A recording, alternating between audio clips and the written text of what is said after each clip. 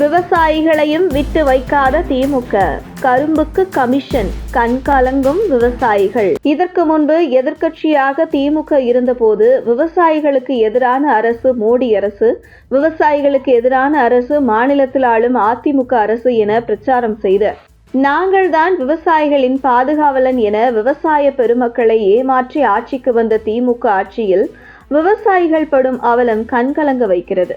தேர்தல் வாக்குறுதிகளில் விவசாயிகளுக்கு அதை செய்கிறோம் இதை செய்கிறோம் என வாக்குறுதிகளை அள்ளி தெளித்த திமுக ஆட்சிக்கு வந்த பின்பு கொடுத்த வாக்குறுதிகளை நிறைவேற்றாமல் விவசாயிகளை தவிக்க விட்டு கொண்டிருக்கிறது.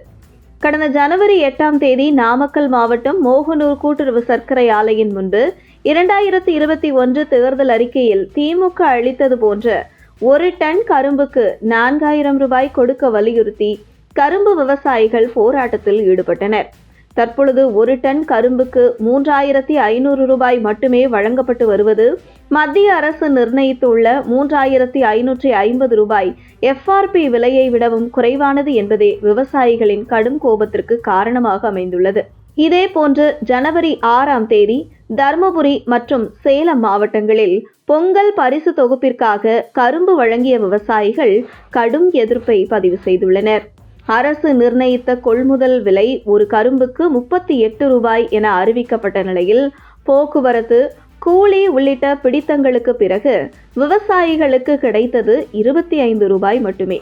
இதனால் ஒரு கரும்புக்கு 13 ரூபாய் இழப்பு ஏற்பட்டதாக விவசாயிகள் தெரிவிக்கின்றனர். திறந்த சந்தையில் கரும்பு விலை 38 முதல் 40 ரூபாய் வரை இருந்த நிலையில் அரசு கொள்முதல் விவசாயிகளுக்கு முழுமையான நஷ்டமாக மாறியுள்ளது என விவசாயிகள் கண்கலங்குகின்றனர்.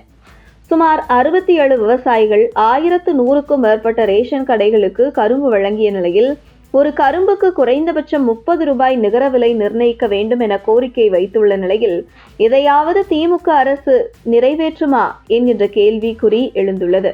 அதேபோன்று ஜனவரி 6ஆம் தேதி நாமக்கல் மாவட்டம் பள்ளிப்பாளையத்தில் கரும்பு ஏற்றிச் சென்ற லாரியை நிறுத்தி விவசாயிகள் சாலை மறியல் போராட்டத்தில் ஈடுபட்டனர். கூட்டுறவு அதிகாரிகள் 4000 கரும்புக்கு 400 கரும்புகளை இலவசமாக கொடுக்க வேண்டும் என வற்புறுத்தியதாக விவசாயிகள் குற்றம் சாட்டி சாலை மறியல் போராட்டத்தில் ஈடுபட்டனர்.